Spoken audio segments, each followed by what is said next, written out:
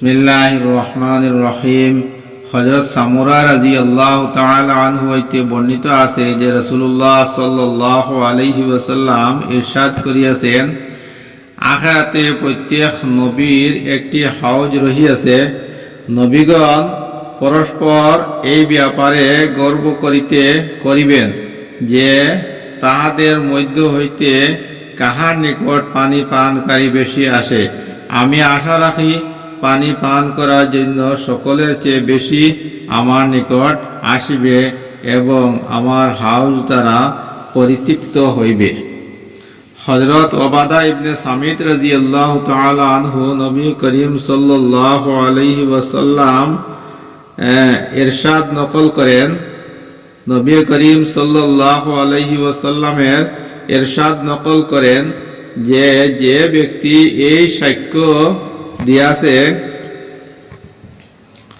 যে আল্লাহ তাআলা ব্যতীত কোনো মাবুদ নাই, তিনি একা, তাহার কোনো শরীক নাই, আর এই সাক্ষ্য দিয়াছে যে হযরত মুহাম্মদ সাল্লাল্লাহু আলাইহি ওয়াসাল্লাম তাহার বান্দা ও রাসূল এবং হযরত ঈসা আলাইহিস সালাতু সালাম আল্লাহ তাআলার বান্দা এবং তাহার রাসূল এবং তাহার কলিমা, কেননা তাহার জন্য পিতা ব্যতীত শুধু আল্লাহ তাআলার, তাহার জন্ম পিতা ব্যতীত শুধু আল্লাহ তাআলার হুকুম কোন বাক্য দ্বারা হইয়াছে এবং আল্লাহ তাআলার পক্ষ হইতে তিনি একটি রূহ অর্থাৎ প্রাণ, যেই প্রাণকে হযরত জিবরাইল আলাইহিস সালাতু সালামের ফুকের মাধ্যমে হযরত মরিয়ম আলাইহিস সালাতু সালাম এর গর্ভে পৌঁছানো হইয়াছে।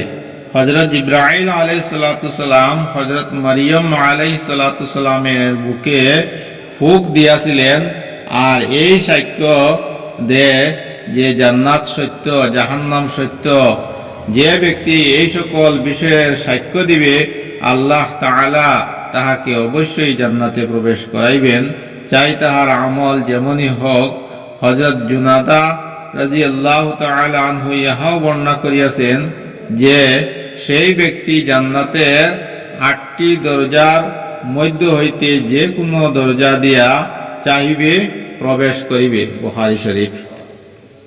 হযরত আবু হুরায়রা রাদিয়াল্লাহু তাআলা আনহু হইতে বর্ণিত আছে যে রাসূলুল্লাহ সাল্লাল্লাহু আলাইহি ওয়াসাল্লাম হাদিসে কুদসি বর্ণনা করত আল্লাহ তাআলা ইরশাদ করিয়াছেন যে আমি আমার নেক বান্দাদের জন্য এমন নিয়ামত সমূহ তৈয়ার করিয়া রাখিয়াছি যাহা কোনো চক্ষু দেখে নাই এবং কোনো কান শুনে নাই, আর কোনো মানুষের অন্তরে কখনো উহার চিন্তা আসে নাই।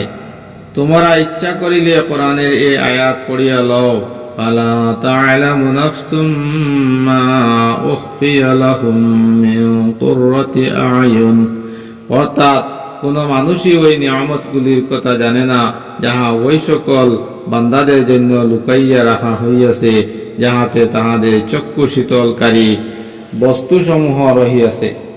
হযরত সাহাল ইবনে সাআদ রাদিয়াল্লাহু তাআলা আনহু হইতে বর্ণিত আছে যে রাসূলুল্লাহ সাল্লাল্লাহু আলাইহি ওয়াসাল্লাম ইরশাদ করিয়াছেন, জান্নাতের একটি চাবুক পরিমাণ জায়গা অর্থাৎ অতি সামান্য পরিমাণ জায়গাও দুনিয়া এবং দুনিয়ার মধ্যে যাহা কিছু আছে উহা হইতে উত্তম ও অধিক মূল্যবান।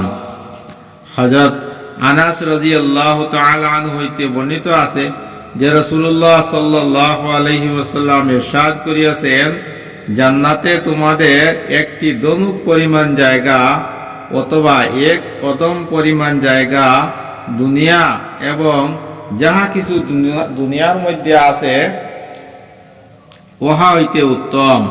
আর যদি জান্নাতের মহিলাদের মধ্য হইতে কোনো মহিলা জান্নাত হইতে জমিনের দিকে উকি দেয়, তবে জান্নাত হইতে জমিন পর্যন্ত স্থানকে আলোকিত করিয়া দিবে এবং খুশবু দ্বারা ভরিয়া দিবে, আর তাহার ওড়নাও দুনিয়া এবং দুনিয়ার মধ্যে যাহা কিছু আছে উহা হইতে উত্তম।